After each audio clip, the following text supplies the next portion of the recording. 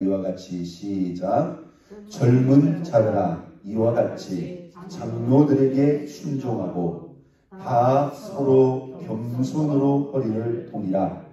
하나님은 교만한 자를 대적하시되 겸손한 자들에게는 은혜를 주시느니라. 그러므로 하나님의 능하신 손 아래서 겸손하라. 때가 되면 너희를 높이시리라. 아멘. 할렐루야.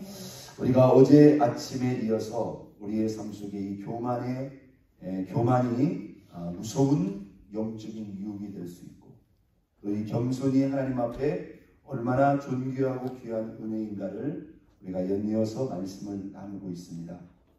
여러분, 사람이 가지고 있는 이 죄성의 기본적인 성향을 크게 두 가지의 특징으로 정한다면 성경적으로 볼 때 그게 무엇이라고 그러죠? 바로 자기 중심, 자기 교만이라고 말할 수 있습니다. 이게 죄의 성향이고 특징입니다. 여기에 예외가 되는 사람이 있을까요? 한 사람도 없습니다. 거기서 조금 이기적이거나 이타적일 수는 있어요. 거기서 조금 교만하거나 겸손할 수는 있지만, 우리 안에 있는 죄성은 자꾸 우리를 자기 중심적으로 생각해서 내가 주인 되어서 내 뜻대로, 내 마음대로, 내 중심대로, 내 욕심대로 하려고 해요.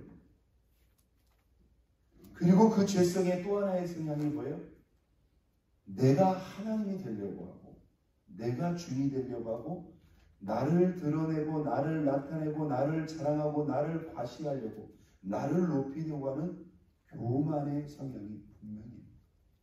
여러분, 이걸 우리가 의지적으로 의식하는 가운데 하나님의 은혜로 꺾지 않으면, 그냥 내버려두면 우리는 자기 중심적으로, 자기 교만으로 생각하게 되어 있고, 선택하게 되어 있고, 말하게 되어 있고, 행동하게 되어 있습니다. 이걸 해결할 수 있는 방법은 하나님의 은혜 외에는 없습니다. 그런데 하나님의 은혜로 가능해요, 안 가능해요? 가능해요. 여러분, 이것을 우리가 거스르고 이것을 통제하면 죄를 짓지 않을 수 있다니까요. 모든 죄의 근원과 뿌리가 뭐예요? 이 죄성을 통한 자기 중심, 자기 교만의 생각이에요. 자, 마귀도 사탄이도 저와 여러분들을 그냥 뒤흔들 수 있는 게 아닙니다. 바로 인간의 이 죄성의 기본적인 성향, 이 두 가지를 가지고 저와 여러분의 마음을 충동질하고 유혹합니다. 네가 주인 돼서 네 마음대로, 네 욕심대로 해. 너를 드러내고 너를 과시해야 사람들이 너를 무시하지 않고 너 앞에 굴복을 하지. 이게 하나님이 주신 생각.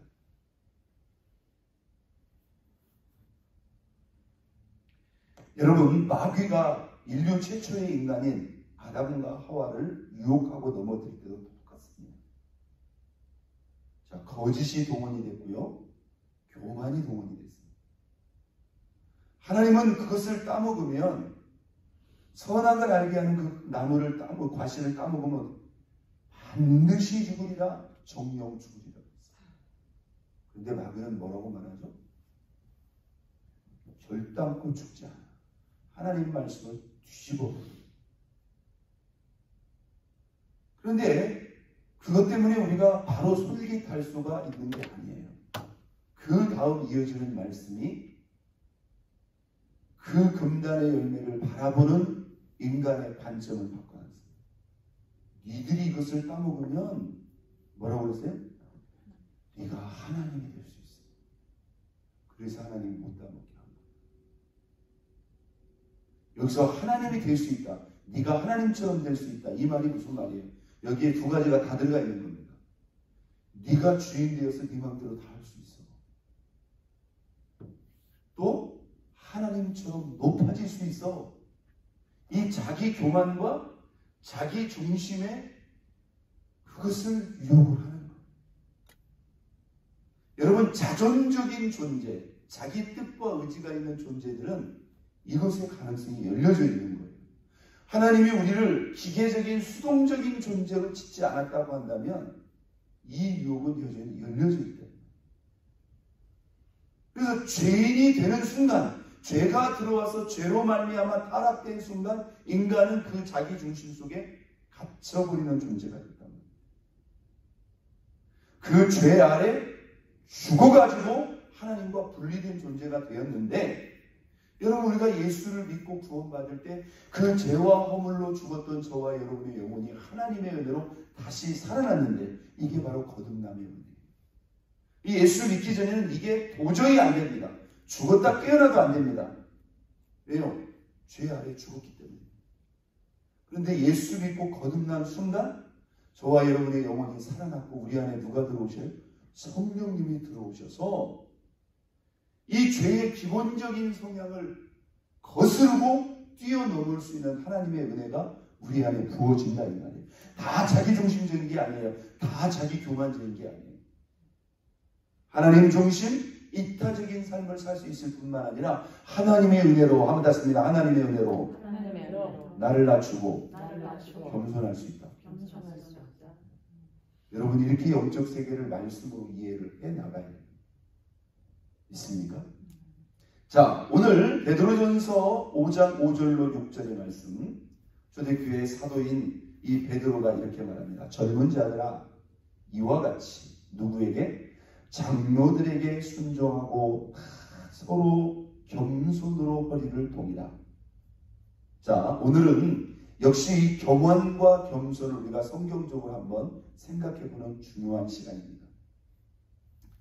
자, 저와 여러분이 하나님 앞에 또 우리의 신앙이 겸손한가를 가늠하는 여러 가지 기준이 있어요. 한번 닿습니다. 장로들에게 순종하라. 여기서 이 장로들이 누구일까요? 보통 우리가 교회의 직분 가운데 장로의 직분이 있는데, 이 초대교회 장로는 우리가 목회자를 상징을 합니다. 상징한다기보다는 거의 지명을 합니다. 목회자들을 장로나 또는 감독이나 이렇게 명칭하고 있습니다. 그걸 어디서 우리가 확인할 수 있냐면, 자, 5장 1절을 보겠어요. 너희 중 누구에게? 장로들에게 권하느니. 이것은 사도인 베드로가 이 편지를 받고 있는 영적 지도자들, 목회자들에게 말하는 거예요. 그러면서 뭐라고 말합니까? 그러면 여기까지만 보면 이게 교회의 그냥 평신도 지도자다 이렇게 생각할 수 있으니까, 나는 누구예요? 나는 함께 누구요? 장로된 자요. 나는 누구를 말하는 거예요? 사도 베드로를 말하는 거예요. 그러니까 베드로가 누구를? 목회자들을 장로로 칭하고 있는 것을 우리가 볼 수가 있습니다. 그래서 우리가 이 성경적으로 장로를 우리가 보통 이제 교회적으로는 가르치는 목회의 장로가 있고, 또 교회의 평신도 지도자인 그런 장로들 이렇게 말할 수도 있습니다. 나도 함께 장로된 자요, 그리스도의 고난의 증인이요 나타날 영광에 참여할 자이라. 그러면서 성도들에게 말을 하는 거예요. 5절, 젊은 자들아 이와 같이 장로들에게 뭐하라? 순종하라. 자, 여러분 우리의 신앙의 겸손과 교만을 가늠할 수 있는 중요한 기준이 바로 이겁니다. 한번 닿습니다. 하나님이 세우신 질서와 권위를 존중하고 순종할 수 있어야 돼요. 이것은 가장 기본적인 부분입니다. 여러분 이 세상에는요, 하나님이 정하시고 하나님이 세우신 질서가 있어요. 권위가 있어요. 가정의 질서와 권위가 있습니다. 여러분 아무리 세상이 변하고 또 바뀌고 또 바뀌어도 하나님이 세우신 그 권위와 질서가 뭐가 있어요? 부모의 권위와 질서가 있어요. 그걸 거스르는 것은 이건 하나님의 권위에 도전하는 그런 큰 죄가 될 수가 있는 거예요. 성경은 불효를 큰 죄라고 말하고 있습니다. 남편의 권위도 누가 세우신 거예요? 왜 이렇게 대답들을 못하세요? 남편의 권위도 하나님이, 이건 창조 때부터 하나님이 세우신 거예요. 그렇다고 해서 여러분 그 남편이 막 아내를 막 함부로 하고 그런 개념이 아닙니다. 하나님이 질서를 그렇게 세워놓으신 거예요. 남편의 권위가 있어요. 분명히. 세상의 유정자들에 대해서도 그 권위를 뭐하라? 존중하고 따라갈 것을 성경은 분명히 우리에게 말하고 있어요. 여러분 교회 공동체 안에도 하나님이 세우신 영적인 권위와 질서가 있어요, 없어요? 있어요. 이것을 우리가 존중하고 뭐 할 수 있어야 된다? 순종할 수 있어야 된다. 믿습니까? 네. 우리가 보면 구약시대에도 그렇고 우리가 신약시대에도 마찬가지예요. 가장 기본적인 신앙의 밑바탕 가운데서 물론 그 영적인 지도자가 예를 들어서 영적으로 크게 잘못되었거나 도덕적, 윤리적 큰 문제를 야기시켰다고 한다면 이것은 공동체적으로 대응하고 문제를 해결해야 될 문제지만 기본적으로 하나님 앞에서 그 거룩한 직임과 사명을 받들고 있는데 우리가 이것을 존중하지 않고 따르지 않는다면 이건 아무것도 할 수가 없는 거예요. 믿습니까? 그 부분을 우리가 인정하고 가요. 여러분 구약에 하나님이 세우신 첫 번째 이스라엘의 왕이 누구죠? 사울왕입니다. 사울왕의 첫 번째 모습은 어떠했던 것 같아요? 그는 겸손한 사람이었습니다.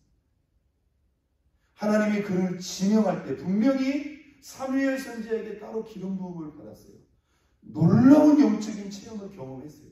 그럼에도 불구하고 12지파를 세워놓고 하나님이 베냐민 지파에서부터 기스의 집안으로 사울을 선택할 때 사울이 어떻게 했어요? 저 큰 짐 뒤에 가서 숨어버렸어요. 나 같은 사람이 어떻게 이스라엘을 다스릴 수 있냐. 그가 겸손할 때 하나님이 그를 들어 사용했어요? 안 했어요? 들어 사용했어요. 그를 통해서 나라와 민족을 구했다 이 말이에요. 그가 자기 자신이 생각하기에 자기는 아무것도 할 수 없다고 생각할 때 하나님이 그를 들어서 민족의 지도자로 세웠대요.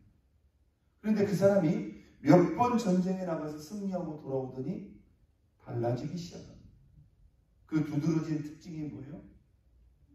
네, 영적인 지도자인 사무엘 앞에서 그의 자세가 달라지기 시작합니다. 선을 넘기 시작합니다. 자꾸 하나님의 명령에 대해서 자기 생각을 집어넣기 시작합니다.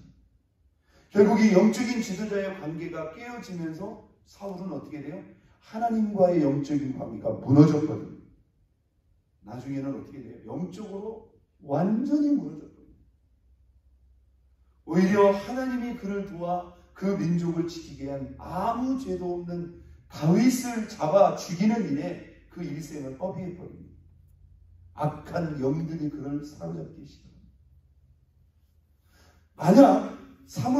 만약 사울왕이 처음 모습처럼 계속 겸손할 수 있었다면 여러분 사울왕의 신앙과 삶은 달라질 수 있어야 됩니다. 자, 무엇이 겸손인가를 잘 생각해 보세요. 하나님이 세우신 영적인 권위와 질서를 어떻게 해야 된다? 인정하고 존중하고 인정하고 순종해야 됩니다. 여러분 남편도요. 여러분 우리가 생각할 때 부족하신 분이 있을 수도 있어요. 여러분 마음속에 흡족하지 않을 수도 있어요. 그럼에도 불구하고 우리는 하나님이 세우신 그것을 인정하고 존중할 수 있어야 됩니다. 믿으시면 아멘. 여러분 이 가정에 오늘날 이 가정의 수많은 아픔과 문제의 가장 기본적인 뿌리 중에 뭐가 있는 줄 아세요? 이 질서가 다 무너져 버렸다는 거예요. 부부간에도 없고 부모 자식간에도 없는 거예요. 그러니까 세상이 뭡니까? 혼란스럽고 엉망진창입니다. 여러분 오늘날 교회의 모습도 마찬가지입니다. 이게 지금 현대교회에 얼마나 뿌리 깊은 큰 문제인지 여러분 아십니까? 이게 주객이 완전히 전도되어 버렸어요. 기본적인 질서가 무너져 버리니까 우리가 흔히 하는 말이 있잖아요. 배가 어디로 간다고요? 산으로 가고 있어. 산으로 가고 있어. 그러니 배가 산에서 어떻게 갑니까? 이건 안 되는 거예요. 그래서 여러분 우리의 이 믿음과 신앙 가운데 이 겸손이 얼마나 중요해요. 하나님의 질서와 권위를 거스르게 되면 그것은 교만으로 가는 거예요. 어떤 경우에도 그것을 존중하고 순종할 수 있어야 된다. 자, 5절 말씀 다시 한번 봅니다. 젊은 자들아 이와 같이 장로들에게 하나님이 세우신 영적인 지도자들에게 뭐하고? 순종하고 다 서로 겸손으로 허리를 뭐하라? 동이라.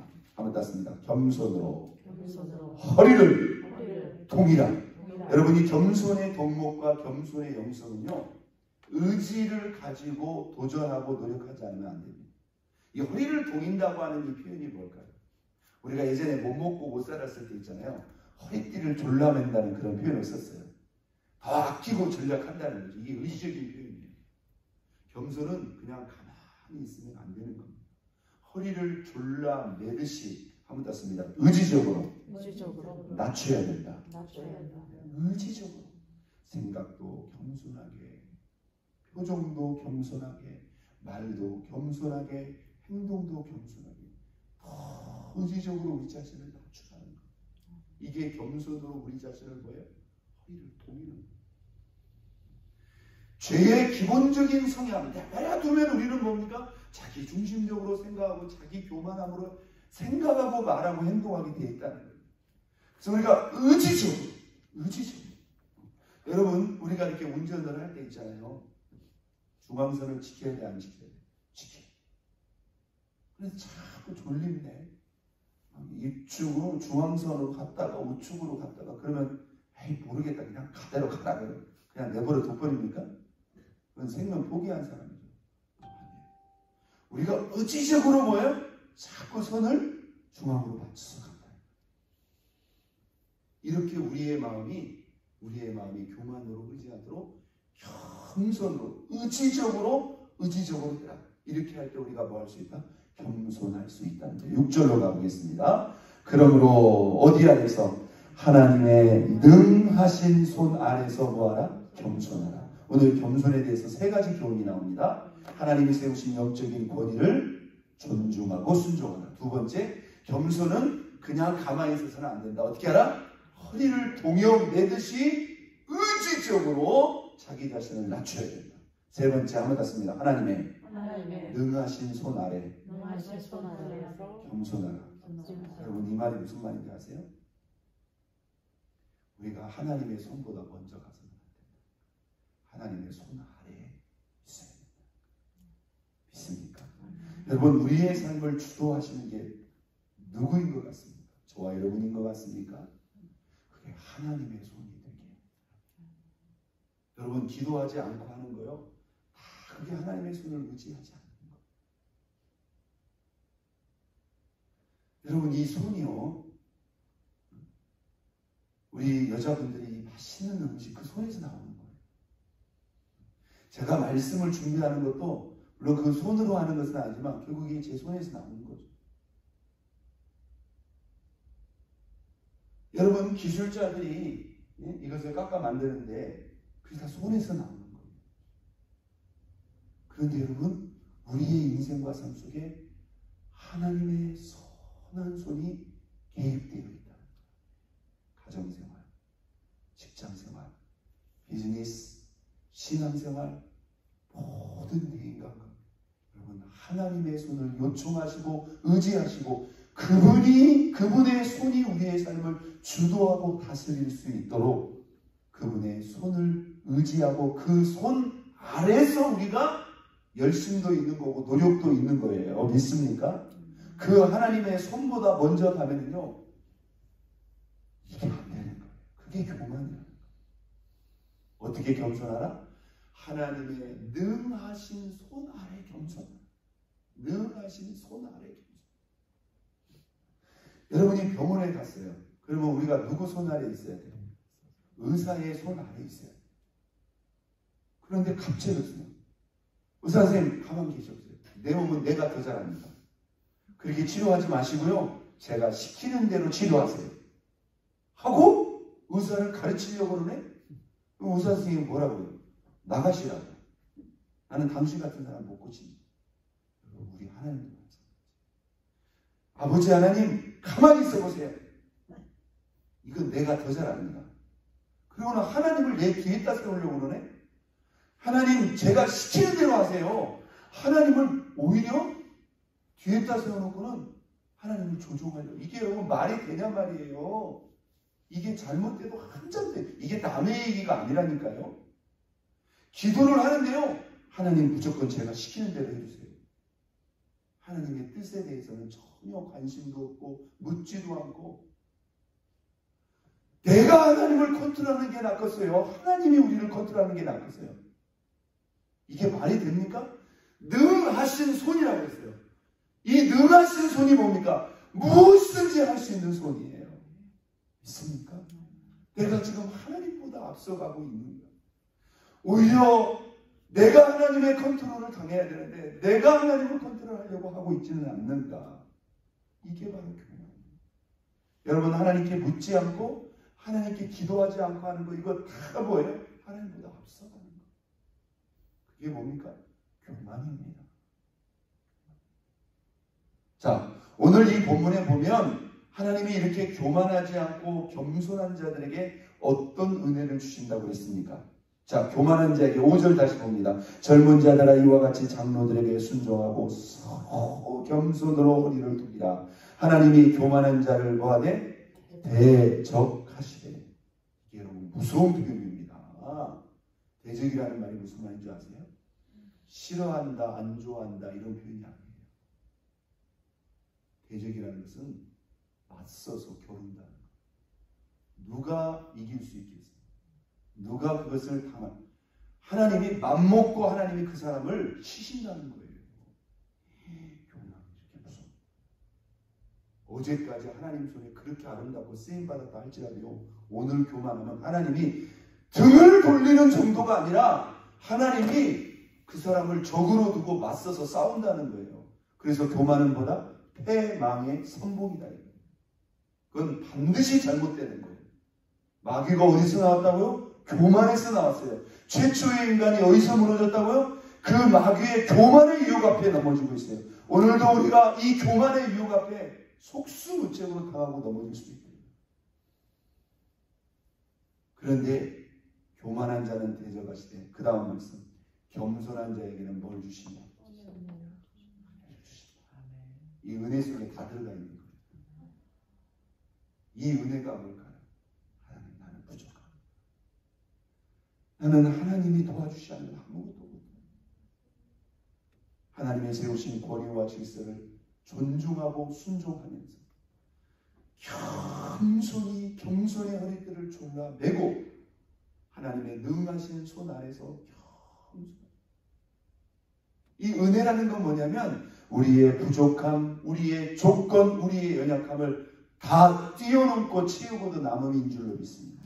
여러분, 문제를 보지 마세요. 조건, 환경 보지 마세요. 그까짓 거 그게 하나 사람에게나 문제죠. 하나님은 한순간에 뛰어넘을 수 있습니다. 믿습니까? 우리가 뭐하면 우리 안에 이 죄의 성향, 자기 중심적이고 자기 교만의 이 성향을 거스르고 이걸 맞서 싸우면서 우리 자신을 낮춰보시라. 교만한 자는 뭐한다? 하나님이 대적해버린다. 그러나 겸손하면 끊임없이 은혜를 주십니다.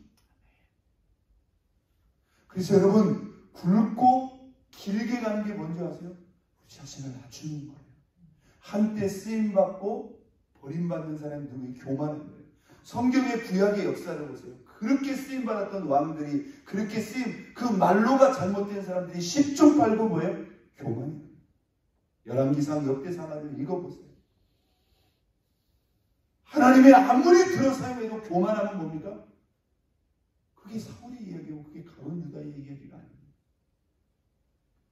또 6절, 그러므로 하나님의 능하신 손 아래 겸손하다. 때가 되면 너희를 뭐 하시랴? 높이시리라. 이게 겸손의 은총과 영광인 줄 믿습니다. 겸손의 은혜, 하나님이 계속 은혜를. 여러분, 은혜를 주시면 우리는 계속 쓰임받을 수 있는 거예요. 그런데 그 은혜가 왜 차단이 되고 왜 멈추나요? 교만한 순간 은혜는 스탑되는 겁니다, 여러분. 은혜가 스탑되는 정도가 아니라 하나님이 그 사람을 대적하신다. 반갑습니다. 겸손하는 한 은혜는 계속된다. 믿습니까? 이게 영적인 원리고 은혜예요. 여러분, 우리가 끝까지 겸손하면 끝까지 쓰임받을 수 있어요. 연로하셔도, 여러분 고령에도 하나님의 은혜만 곧되면 내가 이 나이 먹고 내가 연약한 거 이거 아무 문제가 안 돼요. 내가 겸손하면 은혜는 공급되는 것이고 은혜가 공급되면 계속 쓰임받을 수 있는 거예요. 자, 무엇이 교만이라고요? 하나님이 세우신 권위와 질서를 인정하지 않고 그것을 거스르는 것. 하나님이 세우신 영적인 권위를 존중하고 순종하는 것. 이것이 겸손이에요. 겸손은 어떻게 해야 된다? 허리를 졸라매듯이 의지적으로 자기 자신을 낮춰요. 무엇이 겸손한가? 하나님의 능하신 손 아래 나기를 낮춰요. 어떤 경우에도 하나님보다 앞서가서는 안 됩니다. 내가 하나님을 조정하는 것이 아니라 하나님이 나를 조종할 수 있도록 하나님을 앞세워야 됩니다. 이것이 겸손입니다. 하나님이 교만한 자는 어떻게 한다? 맞서서 싸우신다. 대적한다. 겸손한 자에게는 어떤 은혜를? 끊임없이 부어주시는 겸손, 은혜를 부어주십니다. 그리고 때가 되면 그를 뭐한다?